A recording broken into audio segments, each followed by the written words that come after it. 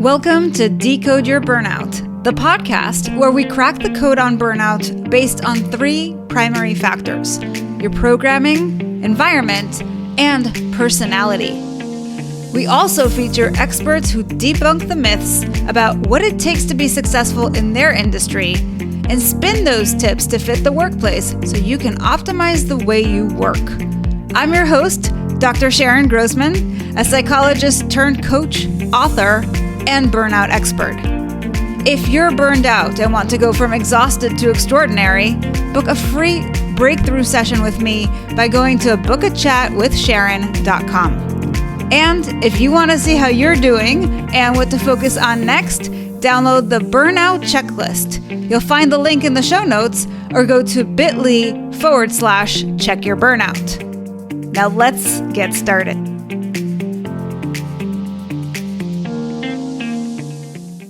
So hello and welcome back to another episode of Decode Your Burnout. I'm Dr. Sharon Grossman, and I am so excited to be joined today by Genein Letford. So thank you for being here, Genein. It's an honor to be here.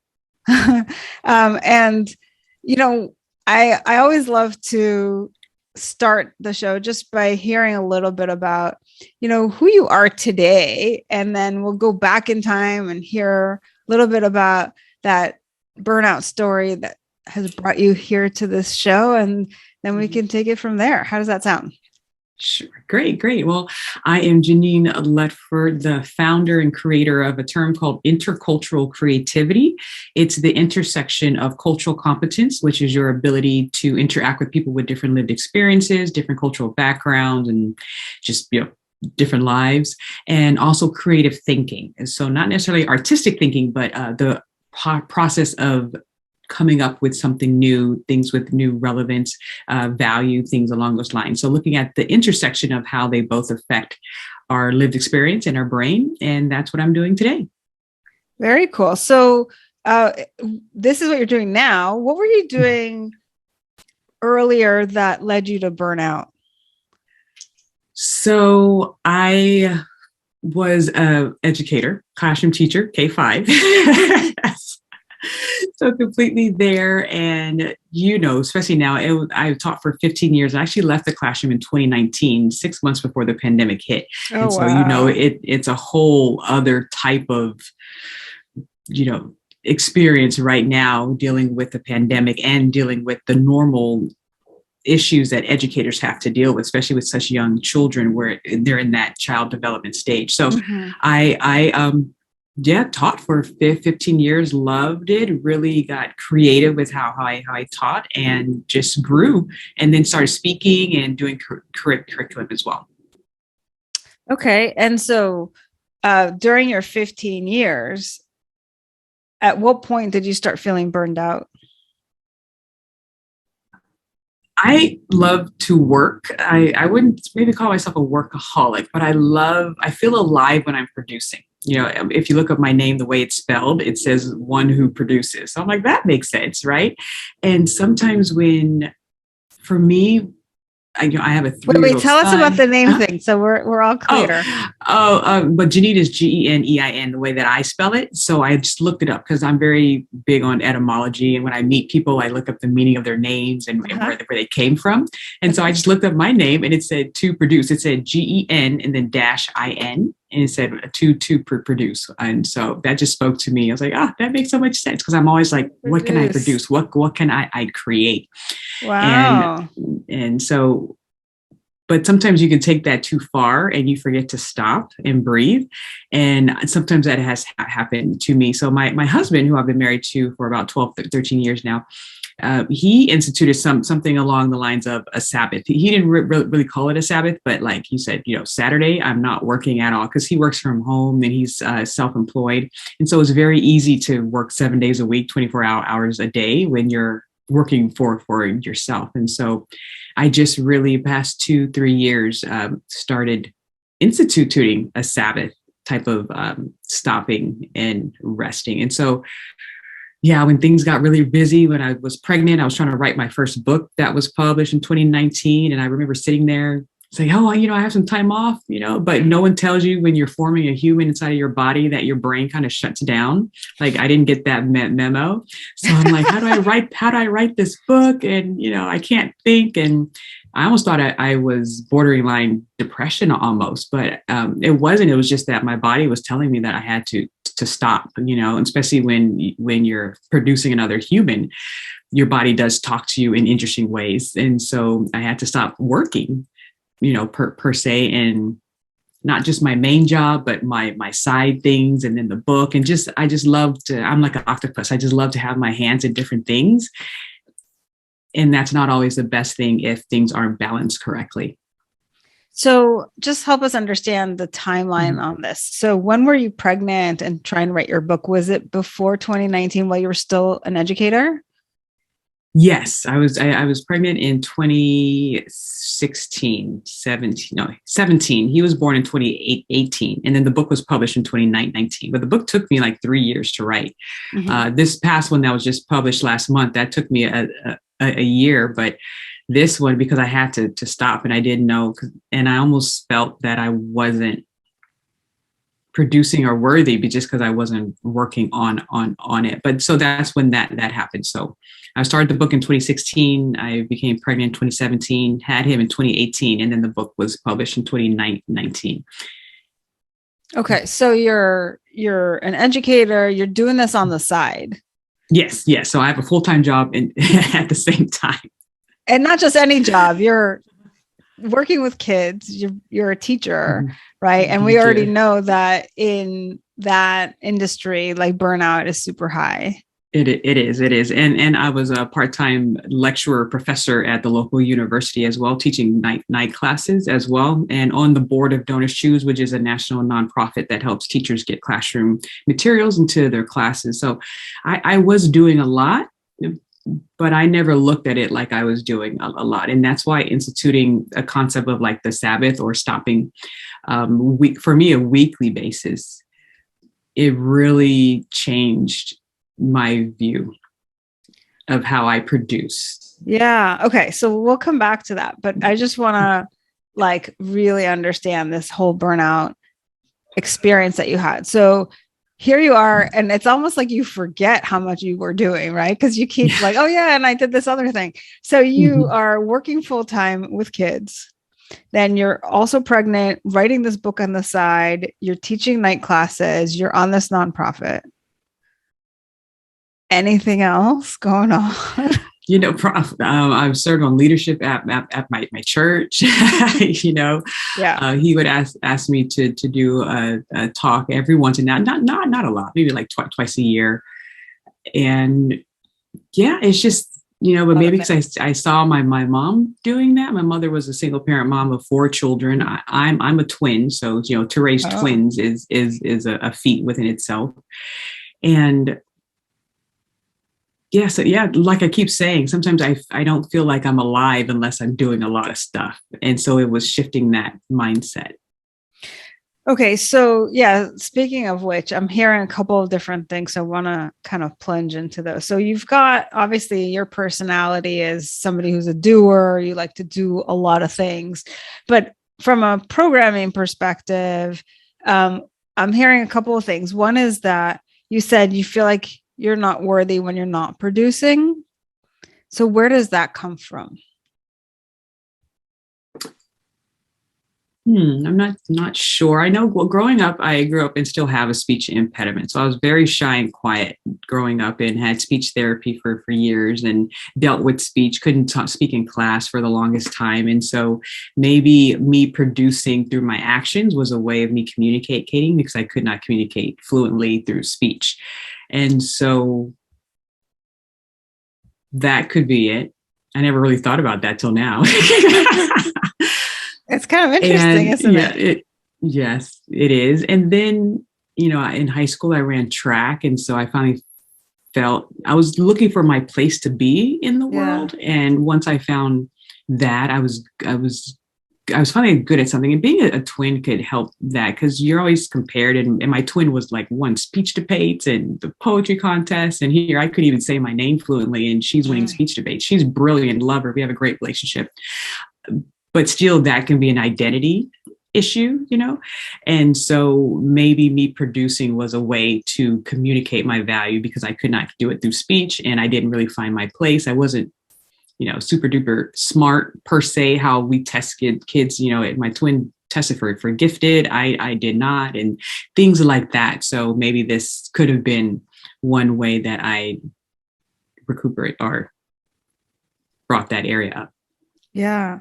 So this is really interesting. So you start off life where it's really hard for you to not only be equal to the person you look like, right? Well, we're fraternal twins, but so the person I was born with. Okay.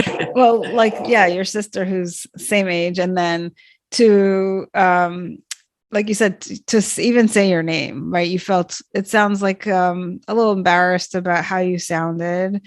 And so you were working on the pronunciations, and then in the meantime, she's excelling, she's in the gifted and all this kind of stuff. And so you're trying to find your place in the world. And so you're saying that by doing things rather than speaking, you end up finding like some value, contribution, like some way that you can feel worthy. And it sounds like that kind of stayed even long after the fact you corrected your speech. And I thought, how ironic, now that you're a speaker, you're doing all these talks for everybody, your church, for your community. I know you also do some public speaking. So yes. It's really interesting, right? Like how you started and where you are today. And then the other thing you mentioned, which I wanted to ask about, is the role modeling. So you said mom was a single parent, you saw her doing all the things. And so what was the message that you took away from that? If it needs to get done, it needs to get done, right? You do it. If it needs to get done, you do it. And that's the way I can see that coming into fruition and manifesting itself now, because, I'm building this business that I left my job. My husband, like I said before, is self-employed. So as an educator, I carry the regular income. I carry the health insurance, all the insurances. I carry a lot of that responsibility. But now if I leave and we both become self-employed, that shifts. So we have to figure that out. And so I was raised with a figure it out. I call it the MacGyver mindset. My mother had a very MacGyver mindset. Like, even if you have a paper clip and a gum wrapper and a piece of tape, you can build, something to help your situation out. And so the good part is, very creative. But I would say some of the ailments that I had is it's difficult. It was difficult for me to ask for help, and it was difficult for me to delegate. And that's really kind of the transition I'm in now. As my business is growing, people are really understanding the importance of cultural competence and creative thinking together, since creativity is now the number one skill needed in the workforce. Now that I can't do everything, how do I delegate? It's easier said than done. Right. And it's so interesting that you said how, given your circumstances and just your mom's circumstances as well, how this whole idea came into fruition of like having that MacGyver mindset, where now you've been forced to kind of think creatively, and now it's actually become part of your business. Right? Yes, very, very true. And a core part, my whole essence is creative thinking and reviving the creativity within adults, because it's so important now. We need to get this back. So what does this look like? And creative thinking is very taxing metabolically on the brain. It's easy for me to just rote and put screws into a screwdriver and do that for 6 hours a day. But to think creatively, to produce, classes or books or a blog, that's very taxing on the brain. So there. Yeah. Yeah. So I love how that kind of came full circle for you, but help us understand. So, you've been doing the same sort of work in the same sort of way for a very long time, 15 years, you said. And you are that kind of person, as you called it, like an octopus who's got your hand in a million things. So what happened? What kind of was the straw that broke the camel's back that all of a sudden you like really just burned out? Was it the pregnancy? Was it taking on the writing of the book? Like what happened? Or was it just the accumulation of things over time? I think it was the perfect storm, like that straw. I'm trying to think of a metaphor. I'm a very metaphorical thinker, but yeah. So with the pregnancy and the book, and I actually went to a company to finish publishing the book because I was just like, this is not going to get done if I don't get help.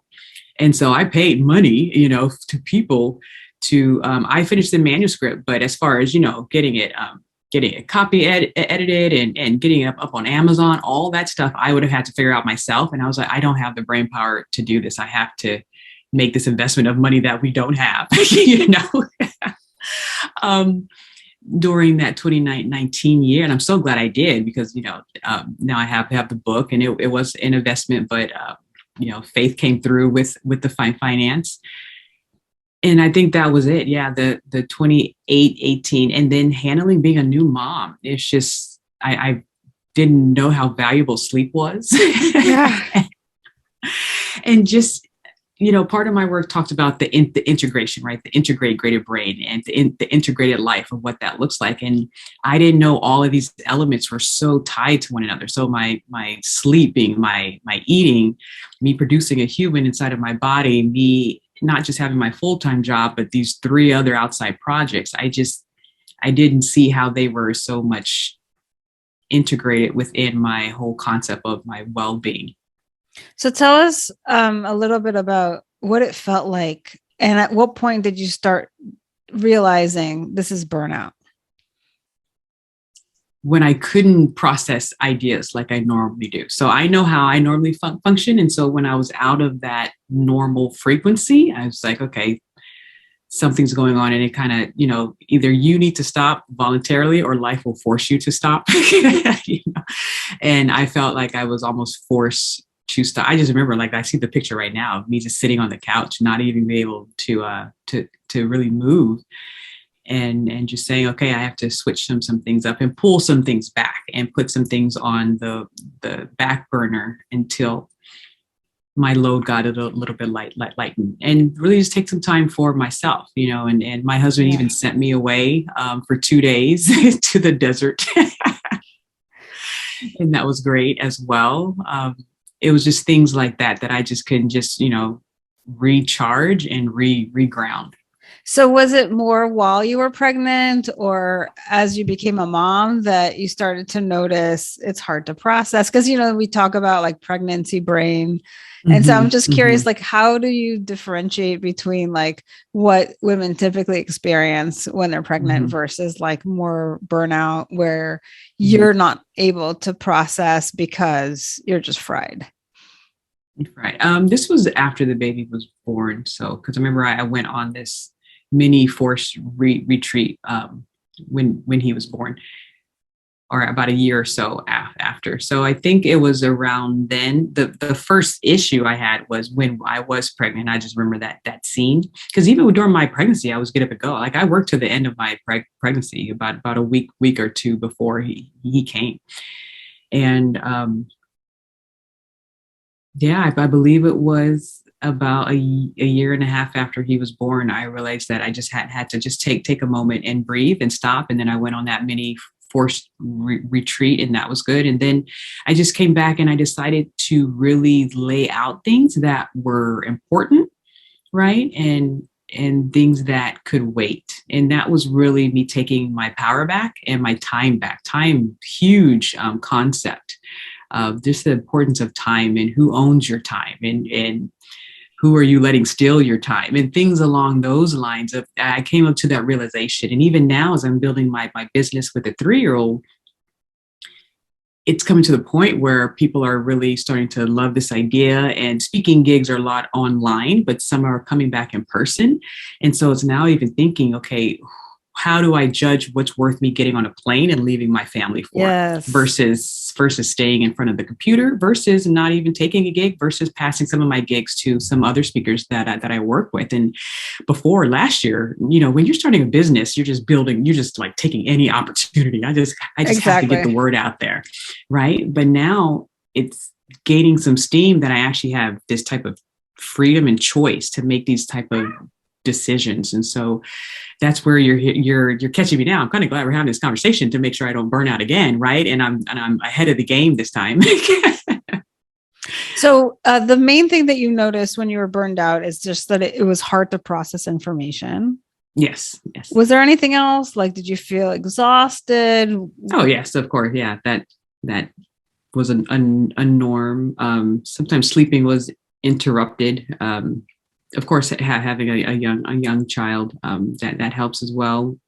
Yeah, you just don't feel like I'm very much emotionally connected, and it's a part of my work too. I teach about emotional intelligence and self-awareness, and so I consider myself very self-aware. And so when my body's trying to communicate with me, I do listen.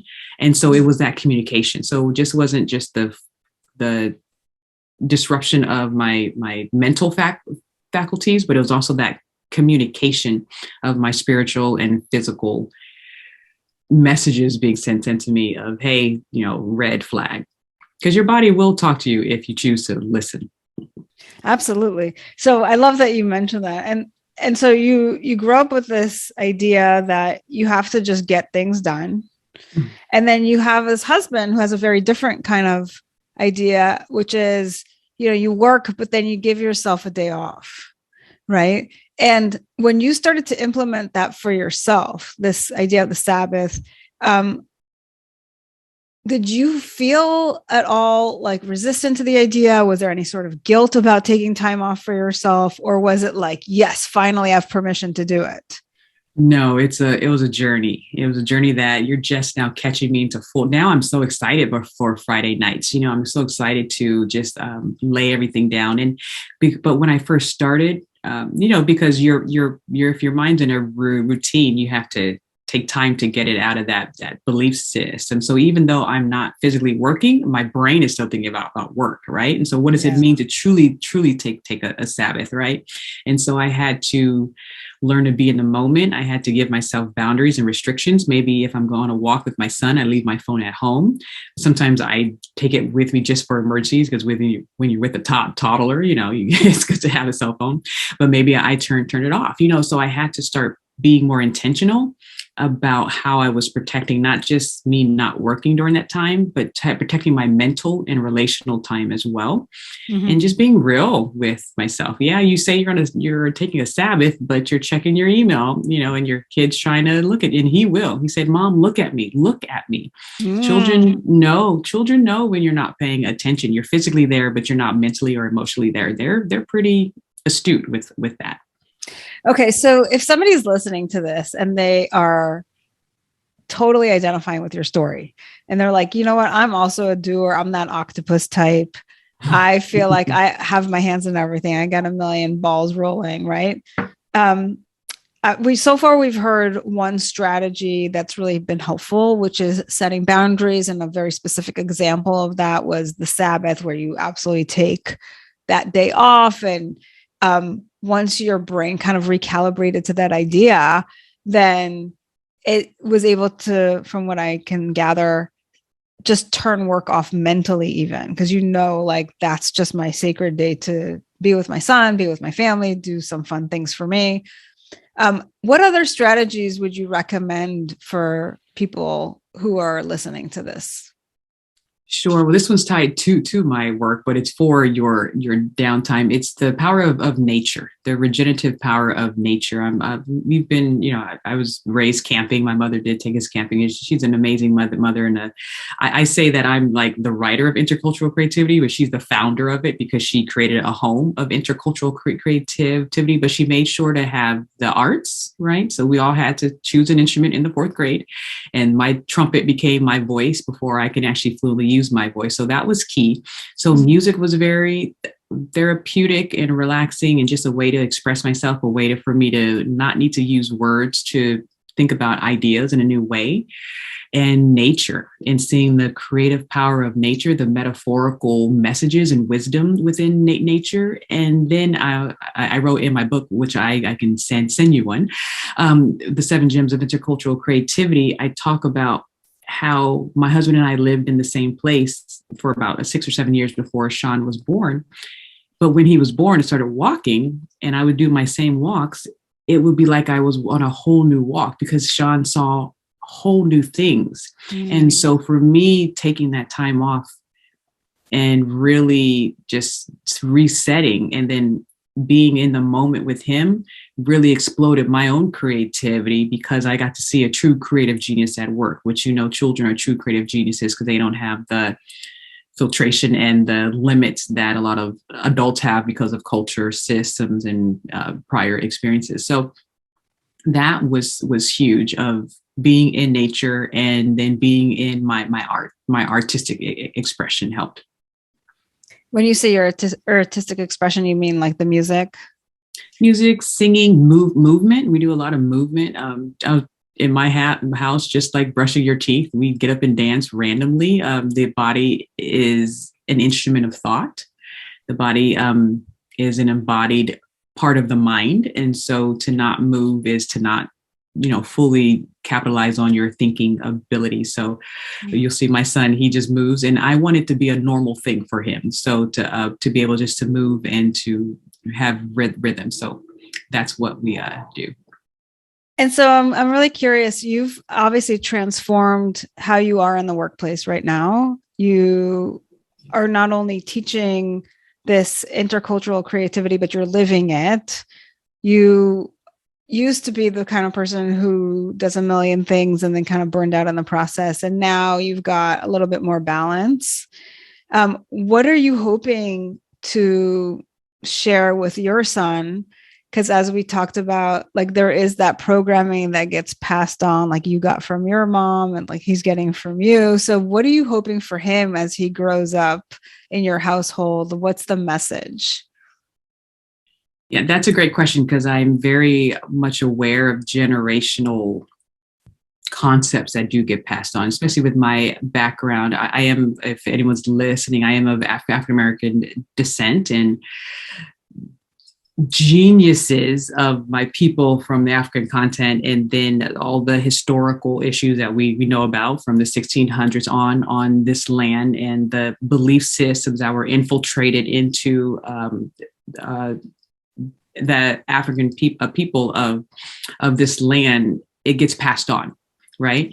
And so there you can have a whole other podcast about that, about I think it's called neurogenetics or something where the DNA holds on to some of the trauma. Yes. And the mindset and the belief system. So I believe I am positioned to kind of break that. And even though I'm on my own journey. So basically, I do believe in creativity. I do believe in producing your best while you're here. But at the same time, the newness of part of my creative journey is to stop, is to breathe, is to meditate or do nothing for a while. It's okay to, Winnie the Pooh says, they say nothing is impossible, but I do nothing every day, That always makes me laugh. But that is great. But it's okay to have a day of doing nothing and not feel guilty about it and feel like you're not grinding and hustling. And so it's changing that mindset. So for my son, we do have the goal of producing a book every year. Even him, he rewrote his first book with me. Of course, basically when I say by he wrote, meaning he did all the creative stuff of just living life and I'm just the one writing it down. But I know the standards. I'm an educator. I know he has to write stories, second grade standard, third grade standard. Why not just, publish them and put them up for 99 cents? I don't care if just your grandmother buys it. It's there because I want him to understand the importance of not just producing, but sharing your gift with the world. But at the same time, I want him to understand the importance of stopping and resting and connecting with nature and watching a snail for 10 minutes. Hey, if you find joy in watching a snail for 10 minutes, then that's what you do, and that's so important. But we are the generational shift. It's my line that is saying we are creative. We are here. We are able to contribute. Our people are great. Everyone is great. We get to look at everyone and see the diamond gifts within all, and intercultural. We can connect with people with different lived experience and come together and create together. That's what I want his generation to understand. I just love that message and how you're involving him. And also yes, everything you said, but also like you're teaching him entrepreneurship in some ways, you know? So I love that. And for people listening, I hope that this has been inspirational. And Genein, tell us, for people who want to maybe connect with you, how they can find you and what you can help them with. Sure. Well, intercultural creativity is my thing. I'm the only one. I have the trademark. So, so if you look that up, you'll see me. I am at geneinletford.com, Genein Letford.com. And also CAFFE Strategies is the company name, CAFFE Strategies. And my son and I, like I said, have a book called I Am Creative. And it's just a book about the 16 diamond tools of creative thinking. I show you what it looks like in a kid just living life. And then at the end of the book, I talk to parents and teachers and caregivers about what's actually going on. And then my book that was just published is the 7 Gems of Intercultural Creativity, how to connect, create, and innovate across cultural lines. And it just goes through the 7 gems, which is mindset, empathy, observation, curiosity, perspective shifting, adaptation, and connecting across cultures, and why this will be, I believe intercultural creativity will be what emotional intelligence was 20 years ago. Remember, like no one really knew that word but now everyone's talking about it. I believe intercultural creativity is that, but not, it won't take 20 years to come to the forefront. Hopefully it just took a year or two. And people will understand that when you increase your cultural competence, your ability to connect with people with different lived experience, you're also increasing your creative thinking, which again is now the #1 skill needed in the workforce per the World Economic Forum. So that's what I do. So reach out. I'm on LinkedIn, very active on LinkedIn. And Sean even has his own LinkedIn page if you want to get some information about how not to accidentally squash the creativity of your kids. Amazing. Well, thank you so much for sharing that. And we'll have all of those links in the show notes. And it was so great just to hear your version of the story and all the things that have been working for you. This has definitely been a very creative journey. So thanks for sharing that with us. Thanks. This was very therapeutic. So I appreciate it. All right. A win-win. All right, Jenny, take care.